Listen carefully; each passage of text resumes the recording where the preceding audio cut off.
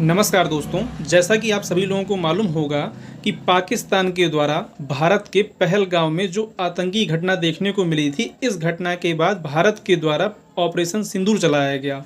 और इस ऑपरेशन सिंदूर में सबसे पहले जो पाकिस्तान के आतंकी ठिकाने थे उनको निशाना बनाया गया।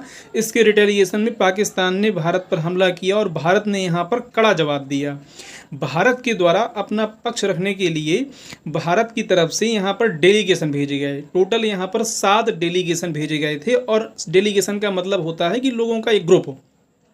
इस 7 डेलीगेशन में 59 सदस्य शामिल थे, यानी 59 लोग शामिल थे जिन्होंने 33 देशों की यात्रा की, यानी कि 33 कंट्रीज़ की यात्रा की। और इसमें कुल 51 नेता शामिल थे जो अलग अलग पार्टियों से थे, यानी कि जो सत्ता में पार्टी है उसके अलावा अपोजिट पार्टी या जो भी पार्टियां देखने को मिलती हैं उनसे शामिल थे। और 8 यहाँ पर डिप्लोमेट शामिल थे।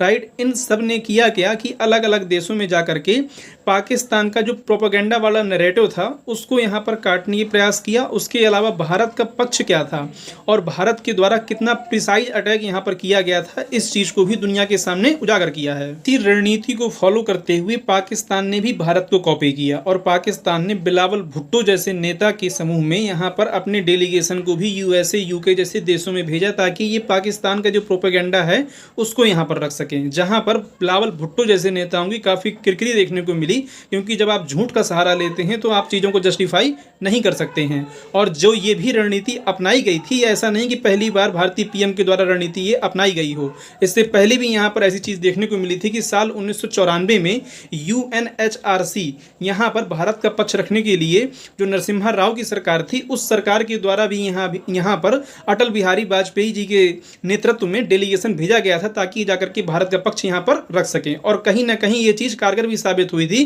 क्योंकि पाकिस्तान उस टाइम पीरियड पर एक प्रस्ताव को पास कराने वाला था, जो प्रस्ताव इस डेलीगेशन की द्वारा पक्ष रखने के बाद वहाँ पर पाकिस्तान को वापस लेना पड़ा था। इसलिए कहीं ना कहीं एक सही स्ट्रेटजी थी और भारत के द्वारा अपना पक्ष रखना जरूरी था कि भारत ने कितनी प्रिसाइज अटैक किए और पाकिस्तान को किस तरीके से आईना दिखाया है। और इसके साथ ये भी क्लियर कर दिया गया कि आने वाले समय में अगर ऐसी कोई भी घटना देखने को मिलती है तो भारत यहाँ पर दुगनी क्षमता से जो है यहाँ पर दोबारा अटैक करने का भी सामर्थ्य रखता है।